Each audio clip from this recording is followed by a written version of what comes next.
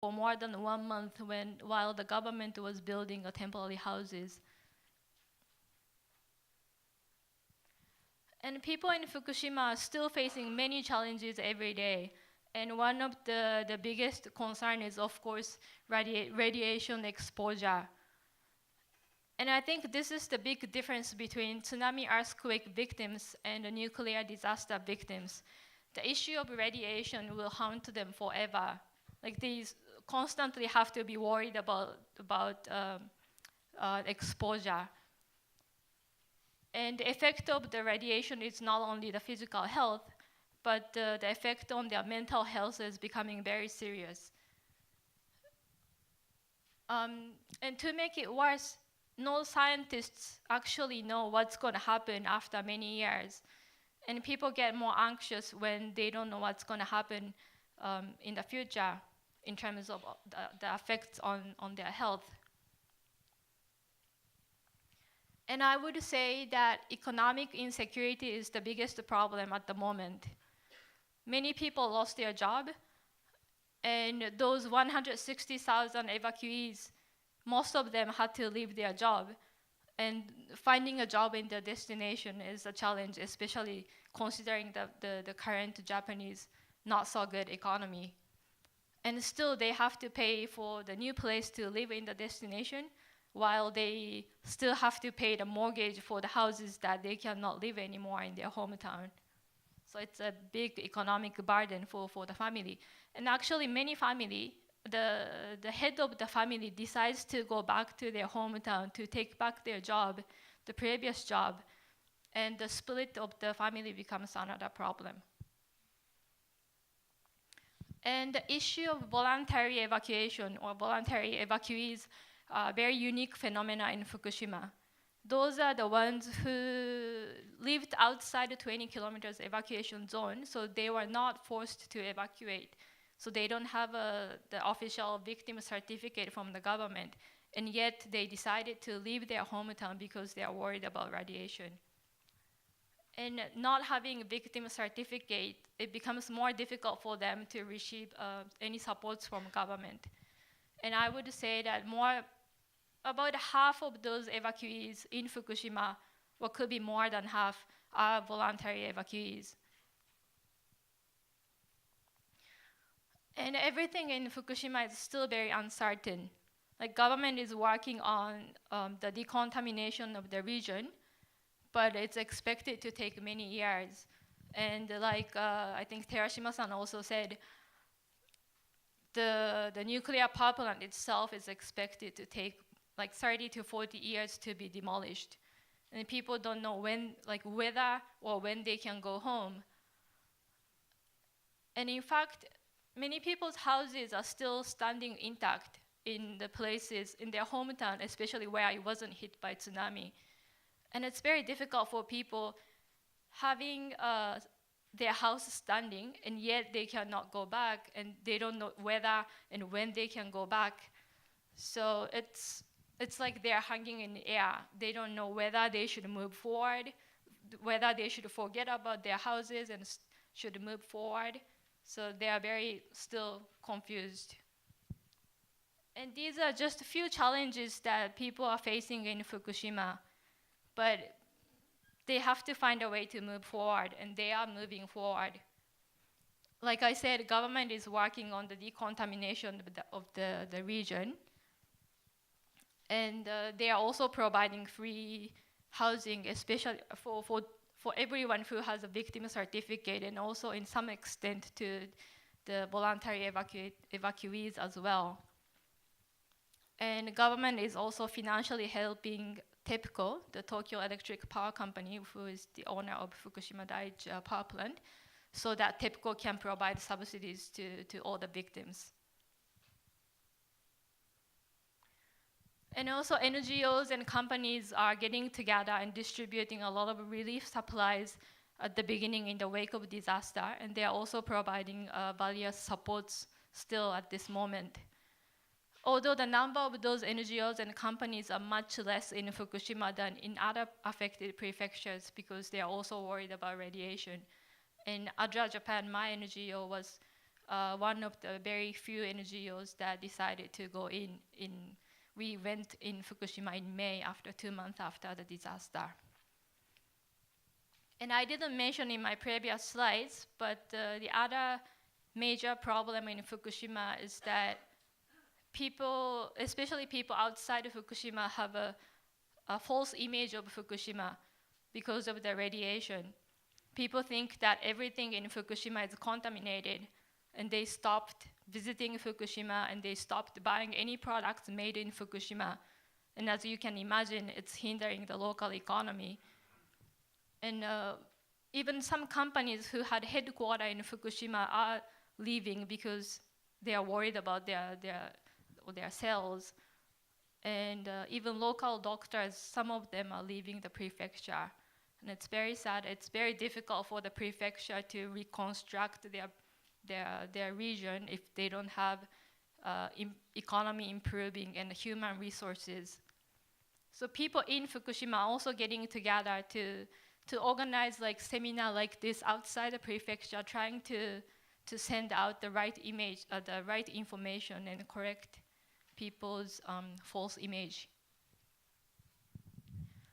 And so people inside, outside in Fukushima are getting all together, trying to improve the situation in Fukushima. And people are all trying to move forward in their own way. And I would like to end my presentation today with a short clip of a high school student whom I met last week, just last week Monday, to talk about, to do some interview. He lived only 10 kilometers away from nuclear power plant, so he was forced to evacuate. And now he lives 40 kilometers away from home. And he's been going through a lot of challenges, from evacuation to adopting new life, new environment with new friends. And yet, he's staying very positive. And I think he's a good example and the best encouragement to everyone in Fukushima and also outside, other affected prefectures who are trying to move on. So here's the little video clip.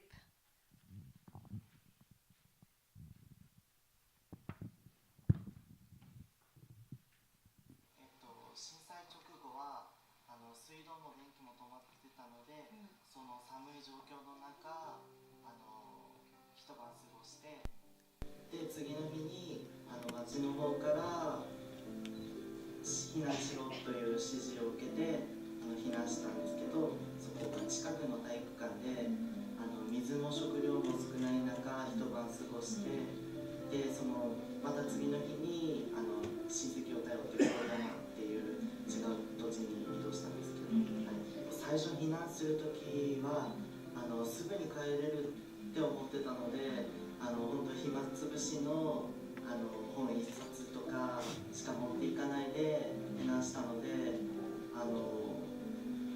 帰れなくなったっていう、どんどん帰れなくなってすごい不安も増えて、大変でした。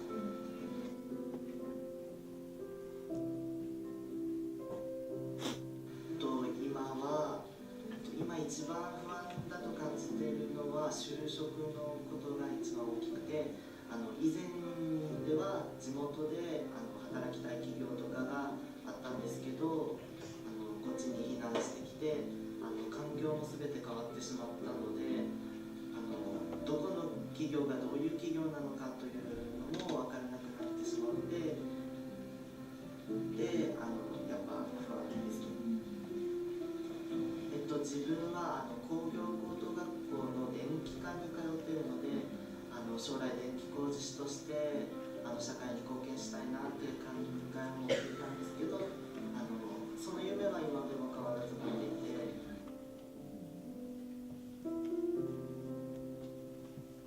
こういう大きな震災っていうことがあって、で避難してきて適応力とかも自分の中で身について、やっぱり小さいことにへこたれなくなったっていうのがすごく大きくて、震災が奪っていったものはすごい大きいけど、やっぱり自分に与えてくれたものっていうのもすごく大きいので、今はそれを大切にして前に進んでいこうって考えています。人との関わりとかがすごく大きくて、やっぱり以前の人との関わり、友達とかは遠くに離れていってしまったけど、近くに新しい友達がたくさんできたので、その人たちと信頼し合って前に支え合って前に進んでいけるっていうのがすごく感じています。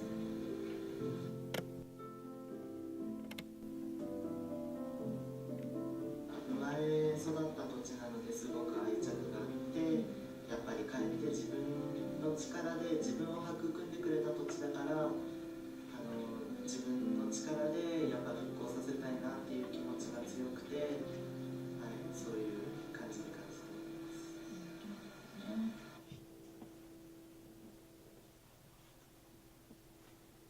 子供が言うのは甘いことだと思うんですけど、やっぱり大人たちがその原発との賠償とか、すごいお金の話が多くて、その人と人が恨み合ってるっていうのが、その悪い人を決めてみたいな感じのがすごく子供ながらにちょっと心に痛くて、それを感じています。やっぱり過去のことを解消なのか分かんないけど、やっぱ過去のことを賠償っていうのが大きく耳に入るので、これからどうやって復興していくかっていうことをもっとしっかり考えていってほしいと思います。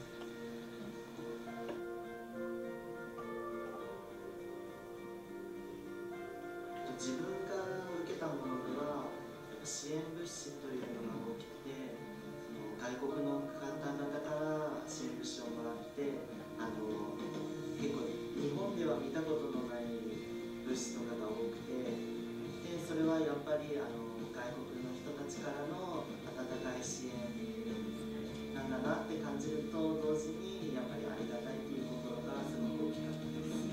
やっぱり前向きになれるのは周りの人のご支援だったりとか、すごく温かい気持ちとかがすごい大きくて、周りの人たちが支えてくれるから自分も頑張れるし、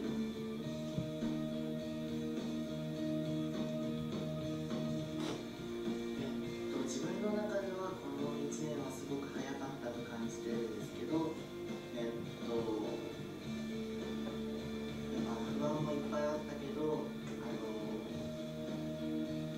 やっぱり前を振り返っててもしょうがないので、やっぱこれを転機と受け止めてしっかり前を向いていきたいなって感じで今生活しています。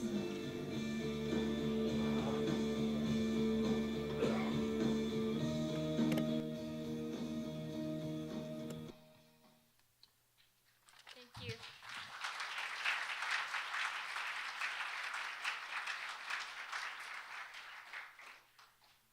Thank you, Ms. Babuchi. I don't know how many times I kind of wish that the Fukushima nuclear incident never happened, if it never happened. It's so overwhelming when we think about this disaster, I mean, this nuclear plant failure. And so it's really I really admire people like you actually being there and trying to improve the situation. And also thank you very much for sharing this video. And I'm also overwhelmed by this young gentleman and how positive he is. And it's very impressive. Thank you.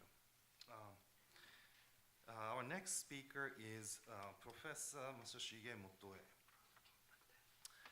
Professor Motoe is currently an associate professor at the Department of Architecture and Building Science at Tohoku University, a university located in the city of Sendai in Tohoku region. Professor Motoe is also Director General of ArchiAid, which is a group of Japanese architects, I think over 270 architects, wish to actively support the affected area and their reconstruction effort, including the revival of the region and the rebirth of its architectural culture and education, and have proposed a joint cooperative effort to revive the disaster-stricken area. Please welcome Professor Masashige Motoe.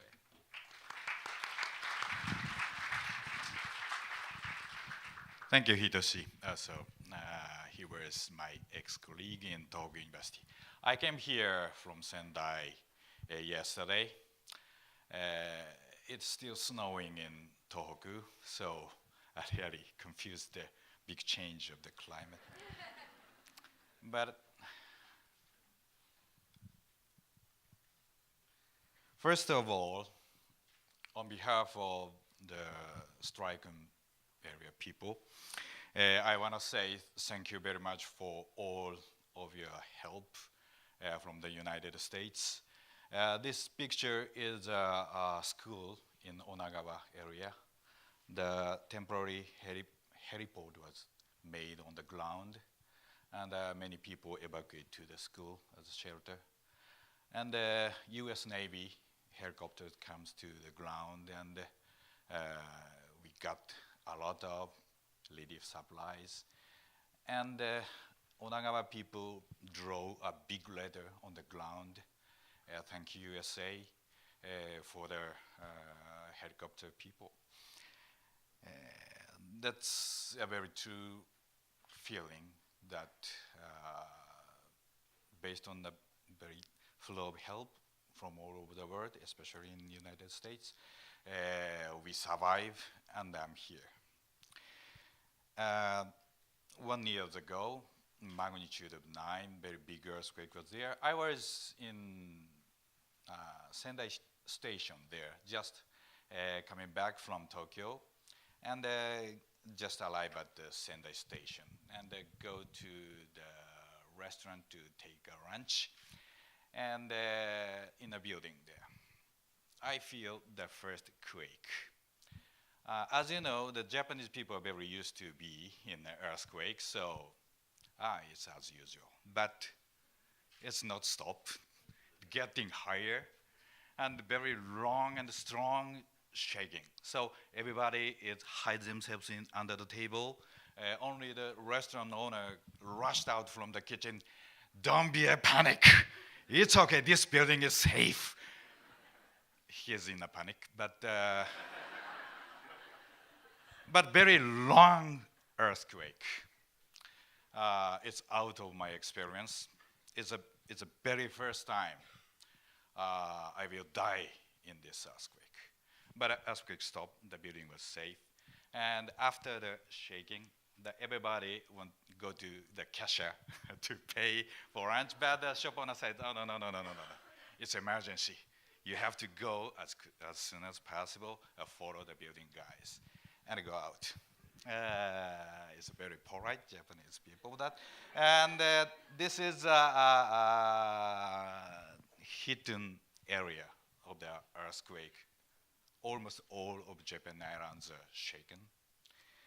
And this is another seismic wave.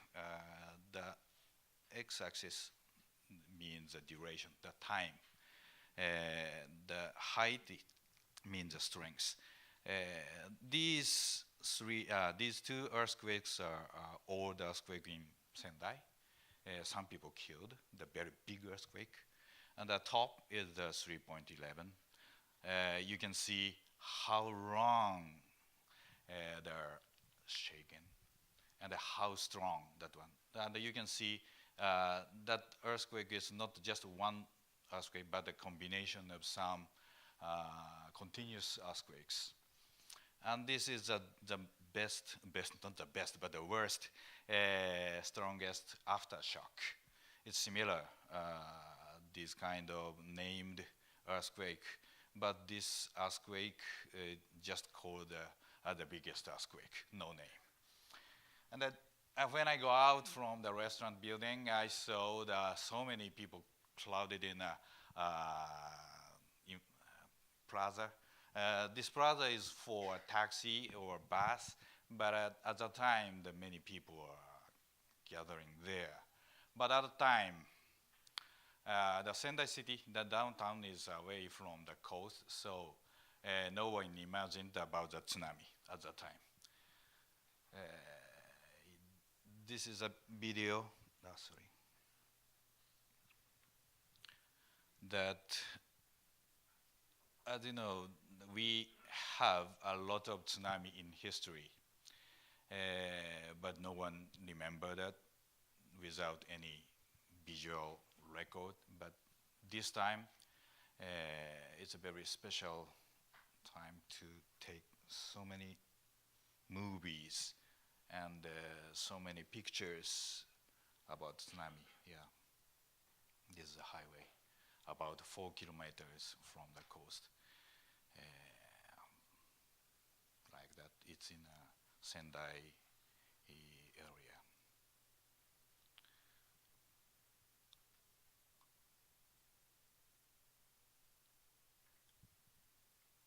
The coastline is here, so whole lowland is covered with tsunami. After that, a lot of pictures you can see on the TV or other magazines and the newspapers. This is in Onagawa, very strange buildings that fall down. This is a basement. Very first time to see the basement like this. It's a very strange things. This concrete building fell down, and another one. You can see the car is inside. This is a basement, bottom of the building. And this is a tsunami area, and the rice field are covered with seawater. It smells too bad. And this was Alahama area. This is a picture of Kahoshimpo, that this is coast. There was a very big fisherman's village in town. These areas are rice field, and the downtown of Sendai, and the mountains are there. A lot of people killed, and many people still missing. And I'm an architect, so I'm focusing on the houses. In Japan, 126,000 buildings are totally, completely destroyed, and double of them are partially destroyed. Many people lose their houses. This building is my office, the building for the Department of Architecture in Tohoku University. This building is still standing, but broken. These 4 corner columns are broken, like that. It's a SRC, steel and reinforced concrete combination, but about 50 years old, the concrete was broken. This is the desk office of my assistant. He was there. He hid under the desk, and the column break just in front of him. A very big noise and the dust, and he looked at that. And this is the student's room. Fortunately, no one killed in this building or injured, because the middle of the March is just the end of the semester, so not so many students are there. As a very fortunate things. These kind of buildings are cleaned up, but no one uses anymore. The time stopped at that time. We are the architect, and think about what can I do for this situation as an architect. And also I'm a teacher, and what can I do for the specialist, for the architecture students. So we made a new network, a group of architects named ArchiAid, Relief and Recovery by Architects for Tohoku Earthquake and Tsunami. It's a very quick action. Just after the earthquake, I am in Sendai, so I can't do nothing. But Hitoshi and other architects from all over the world, and Tokyo and Japan, made a very quick initiate contact. The tons of emails are communicated, and the first meeting in Tokyo in 16th, and just in a month, we named the group Arcade and built a website and so on. Around 20, 50 people, architects, advocate this project. Arcade is a reconstruction support network of architects aimed at establishing a joint cooperative effort toward the revival of disaster-stricken areas in Japan. This is a list of the advocacy architects. We have three aims. One is the building of the merge-faced platform to support regional reconstruction and development through an international network of architects. Second, as you know, in Japan, most of the architects working in a university to educate, to make education for the architecture student. So our aim too is the revival of architectural education, education and development of practical reconstruction education service. Then the third, as I said, this is the very first time to know what the disaster strike the big cities or